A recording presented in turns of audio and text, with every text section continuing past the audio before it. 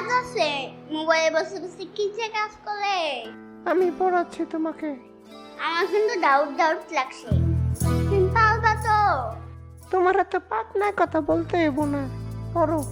আমাদের ছোট নদী চলে বাঁকে বাঁকে। দাদি, তোমার আবার নদী কই? তোমার বাড়ির আশেপাশে ছোট্ট করে তো কোনো নদী নাই।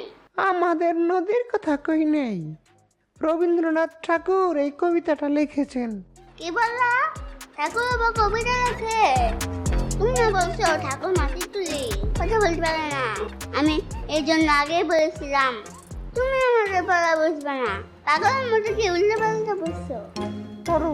আমাদের ছোট নদী চলে বাঁকে বাঁকে, আমাদের ছোট নদী চলে বাঁকে বাঁকে, বসে হাঁটু তোল মাথা থাকে। উল্টা পাল্টা কি পড়ছো? বলো, আমাদের ছোট নদী চলে বাঁকে বাঁকে।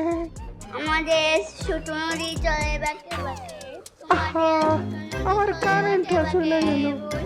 এমনি হাঁটু তোল পাকা মাথা পোলারে থাকে। পাঠিয়ে আমার মাথা। তোমাদের ছোট নদী চলে বাঁকে বাঁকে, বৈশাখ মাসে তোর হাঁটু জল থাকে।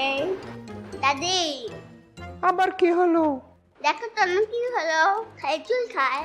দেখি, ও এইখানে